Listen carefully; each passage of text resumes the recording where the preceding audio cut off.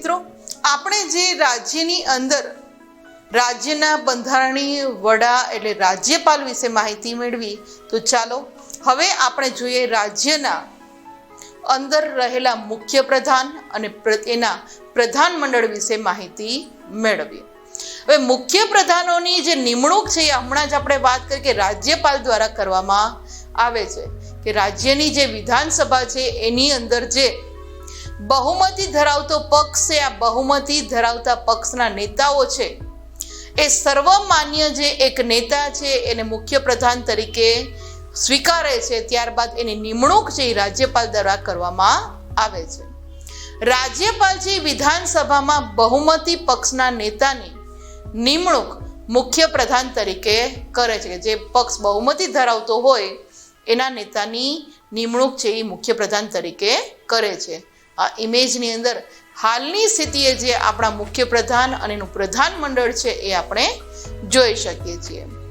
ત્યારબાદ વાત કરીએ વિદ્યાર્થી મિત્રો, જો કોઈ એક પક્ષને ક્યારેક એવું બને કે કોઈ એક પક્ષને બહુમતી નથી મળતી, તો આ પક્ષ શું કરે છે કે જુદા જુદા જે પક્ષ હોય એ જોડાણ કરે, જોડાણ કરી અને બહુમતી મેળવે. ચલો હવે અમે 2 જણા ભેગા થયા એટલે અમારી પાસે બહુમતી થઈ ગઈ, તો આ 2 પક્ષ અથવા 3 પક્ષ છે એ જોડાણ કરીને બહુમતી મેળવે, તો આ બહુમતીના નેતા અથવા અન્ય પક્ષનો ટેકો ધરાવતા સૌથી મોટા પક્ષના નેતાને સરકાર રચવા આમંત્રણ આપે છે. આ કામ કોણ કરે છે? અને મુખ્ય પ્રધાન પદના શપથ પણ લેવડાવે છે. કારણ કે ક્યારેક એવું બને કે ભાઈ વિધાનસભાની અંદર બહુમતી સ્પષ્ટ નથી થતી, ત્યારે 2-3 પક્ષ એ સાથે મળે, જોડાણ કરે, સમજૂતી કરે ને એમાંથી કોઈ એક પક્ષના નેતાને મુખ્ય પ્રધાન તરીકે શપથ લેવડાવે છે. આ ઇમેજની અંદર જ આપણા મુખ્ય પ્રધાન છે ગુજરાતના એ જોઈ શકીએ છીએ. ત્યારબાદ વાત કરીએ તો પ્રધાનમંત્રી મુખ્ય પ્રધાન છે એની સલાહ અનુસાર રાજ્યપાલ છે પ્રધાનમંડળના બીજા સભ્યોની નિમણૂક કરે છે. જે રીતે રાષ્ટ્રપતિ છે વડાપ્રધાનની સલાહ મુજબ કેન્દ્રની અંદર પ્રધાનમંડળની નિમણૂક કરે છે, એ જ કાર્યવાહી રાજ્યની અંદર થાય છે.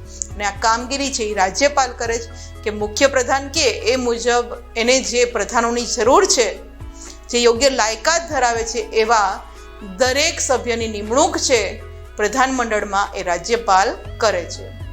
રાજ્યપાલના નામે રાજ્યનો સમગ્ર વહીવટ થાય છે. જેમ કેન્દ્રની અંદર રાષ્ટ્રપતિના નામે વહીવટ થાય છે, એ જ રીતે રાજ્યની અંદર રાજ્યપાલના નામે વિદ્યાર્થી મિત્રો સમગ્ર વહીવટ થાય છે.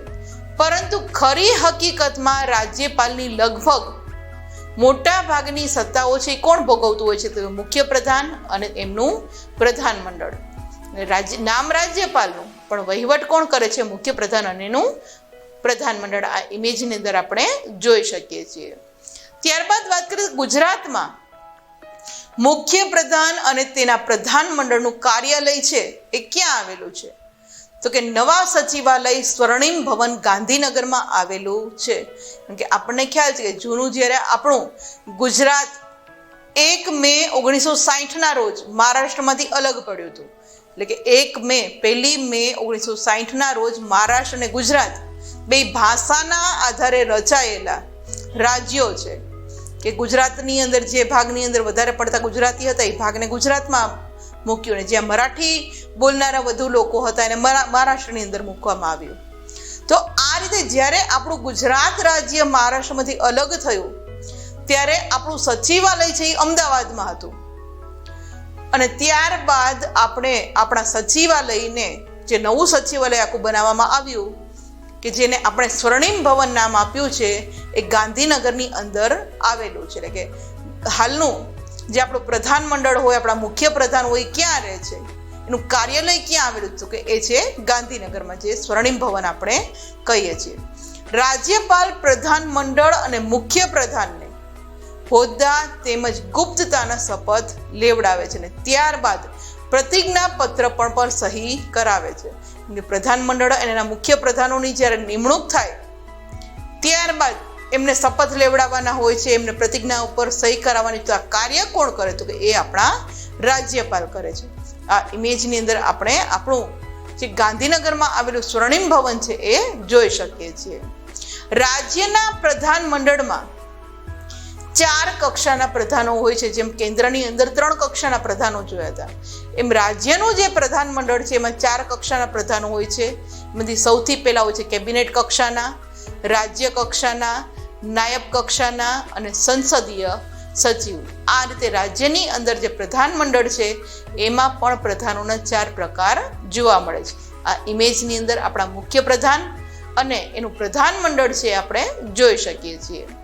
ત્યારબાદ વાત કરીએ વિદ્યાર્થી મિત્રો, મુખ્ય પ્રધાન છે એ પ્રધાનોને ખાતાઓની વહેંચણી કરે છે, સરકારની જે કાંઈ નીતિ નિર્ધારણ હોય અને પારદર્શક જે વહીવટ છે એ પ્રજાના પડતર અને પ્રાણ પ્રશ્નોના ઉકેલ માટે કેન્દ્ર સમક્ષ સબળ રજૂઆત કરે છે.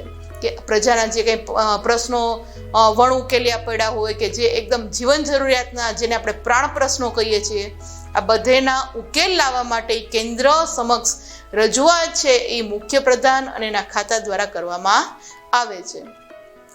આપત્તિ કોઈ આવે ત્યારે આપત્તિ વેળાએ લોકોની પ્રાથમિક જરૂરિયાતો પૂરી પાડવાનું કામ પણ આ રાજ્ય સરકારનું રહેલું હોય છે, કે લોકોને એ જ પ્રાથમિક જરૂરિયાતો પૂરી પાડે, પ્રેમ અને હૂંફ આવે. આપણને ખ્યાલ છે કોઈ કુદરતી આફતી આવે ત્યારે જે તે રાજ્યની સરકાર છે એ તાત્કાલિક પગલાં ભરે છે, લોકોને બચાવવાની કામગીરી કરે છે, એને ખોરાકની સગવડ કરી આપે છે. કોઈ સ્થળાંતર, વાવાઝોડું આવે તો દરિયા કિનારે રહેતા લોકોનું સ્થળાંતર કરે છે.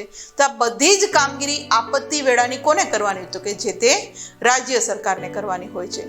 ધારાસભામાં સબળ નેતૃત્વ પૂરું પાડવાનું કામ પણ કોણ કરે છે? કે મુખ્ય પ્રધાન, એનું પ્રધાન મંડળ. મુખ્ય પ્રધાન છે વિદ્યાર્થી મિત્રો રાજ્યના વિકાસ અંગેની સરકારની નીતિઓના ઉદ્ઘોષક, પથદર્શક અને સમર્થ સુકાની છે.